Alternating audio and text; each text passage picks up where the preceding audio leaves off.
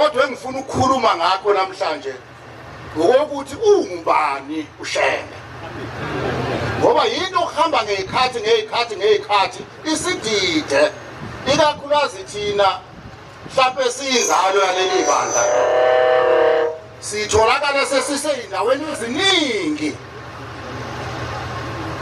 sesisecabangeni okuningi, sesisekwenzeni okuningi, sesiseyintweni eziningi nje baba ongathi uma usibuka ngoba uyasibuka ekusithekeni kwakho ubone ukuthi kodwa le ngane yami bengafanele ibe la, kodwa lo mntwana wami bengafanele ibe la, kodwa sitholakala sesikhona.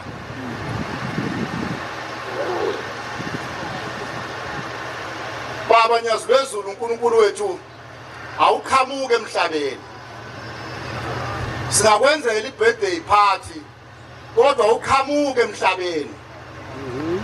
Indoda nje enganakiwe, engakwaziwa, isizela abantu nje nangamakhambe, iwumntungwa nje, iwukhumalo, iyintungwanguni. Ngeke ngichaze ngamantungwanguni ukuthi ke aqhamuka kanjani ngoba kongichithela isikhathi. Kukhamukiswe ezulwini uma isendleleni ihamba, ithi lapho yakhona ke uNkulunkulu kusho ukuthi uJehova usenikeza le ndoda yakwaKhumalo e-combat name uma senza ucwaningo thina. Igama oye uyifihle ngalo kodwa kuligama elizokwazi ukuthi uphile lapho yakhona. Kodwa manje uJehova uthi ke la uyakhona usho uShembe, utshela umuntu uNtuwa kwaKhumalo uthi usiyoba uShembe lapho uyakhona. Angizwa kahle, alibonga igama likaShembe, usiyoba uShembe lapho uyakhona. Manje Nyazi wezulu awuzalo ukhamuke ezulwini ngoba uNkulunkulu sengichaza igaba ngegaba-ke bebengilale Khosini FM ngichaza ukuthi uShembe ubani, balizwa kahle le voice ekhulumayo. Ngelanga beke ngifike kubaba sengiqhaqhazela, ubaba nginika igama lodwa yathi hambani Nkosi nibusise.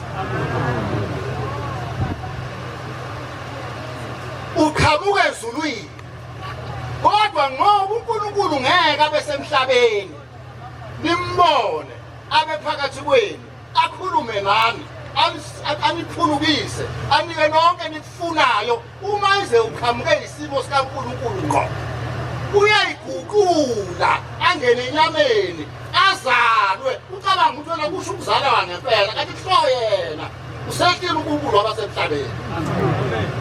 Manje-ke ngoba singabantu ehlale siyicwaningela nje, ukumuzwe noma umuntu ekhuluma noma evula umlomo ubani igama negama alishoyo.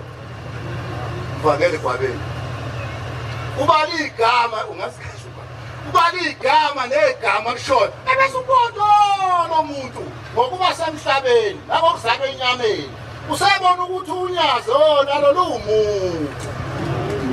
Naye angavuka nje sekunabantu abamlandelayo. Naye usengakhuluma cisha akhulumisa obonyazi. Lo muntu mayebuka angithi lo muntu inkinga yakhe embhedelayo konakele emsamo kubo. Umqondo wakhe awuhlangani nongabe uhlangana nakho. Ngoba umqondo unezigaba ezinhlanu nje.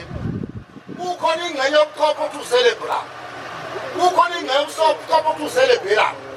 Ukhona ingxenye yokuchopha ukuthi uhypothalamus nothalamus bese bhala umodulo oblongati. Kusho ukuthi konakele lo muntu Nyazi wezulu kunezinto engahlangani kahle, akanawo umsamo wonakele lo muntu. Umuntu akwazi ukubuka uShembe ebese bona ukuthi uShembe angacisha amchaza amfanise noma yini. Mina ngithi ubani uShembe angimazi, ngachaza ngokuchazayo kodwa akekho umuntu ongachaza uShembe, akukho sihlakaniphi, akekho umuntu ohlakaniphile. Ngisho ungaphiwa uNkulunkulu ngokwemvelo, ungaphiwa ababili ngokwemvelo, ungaphiwa ukufunda, ungafunda ukubhala ama-thesis nama-dissertation nama-concept paper namaphepha amaningi, kube isifundisa sechwithwichwi, wazi konke kodwa akekho umuntu ongachaza uShembe. Uma uzobuka umlando waleli bandla, umuntu wakwazama ukuthi athi esenolwazi oluningi wasefuna ukuthi yena ngakwazi ukutshela ukuthi uShembe ubani, abekho leli bandla. ngathi ngikhuluma kahle mina ngeke ngibuze wena uma ubuza mina ngithi wena uma uthi mina ngoba ngithi wena ubani ngoba ngithi usesihlalo esengisona suka kwilanga lamalanga bangazi abantu ngizalo mfundisi uNomahana wazi wafa nje wazi afa eqonde nje ngothi lomkhonto hayibe bithi iqonde ithi manje sengubeleke zonke lezo gabagaba lezo ngoba zibuka zona umuntu osenyameni ozelwe kanti ayiboni uNkulunkulu aziboni ukuthi uNkulunkulu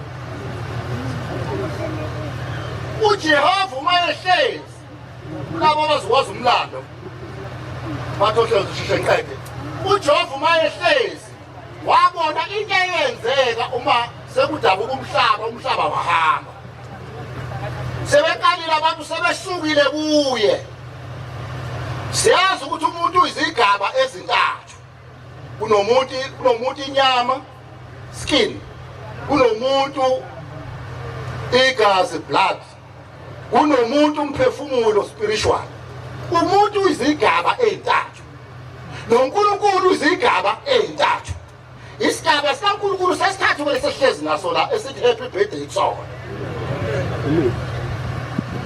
kwase kuqhamuka isimo kithi thina ama-Afrika njengoba kuthiwa singabohlanga nje kushiwo ngoba siqhamuka ku-Populous e-Populous River kuthiwa singabohlanga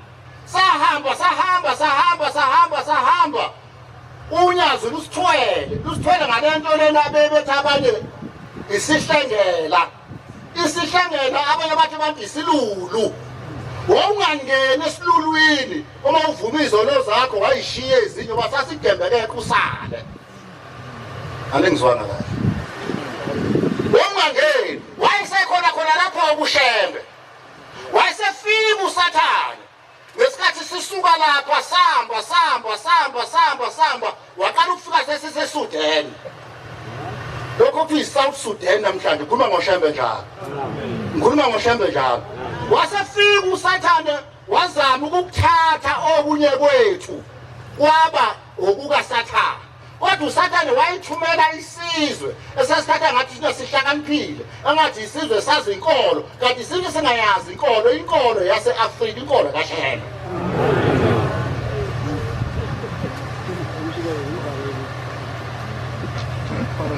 sasuka singamanguni sasuka singabakantu ingakho bangahamba zonke igodlo zakwaZulu ufika ubuza indlu okuthiwa iJuba bawufika bakho nansi indlu okuthiwa iJuba ngoba iJuba namhlanje ikhona eSouth Sudan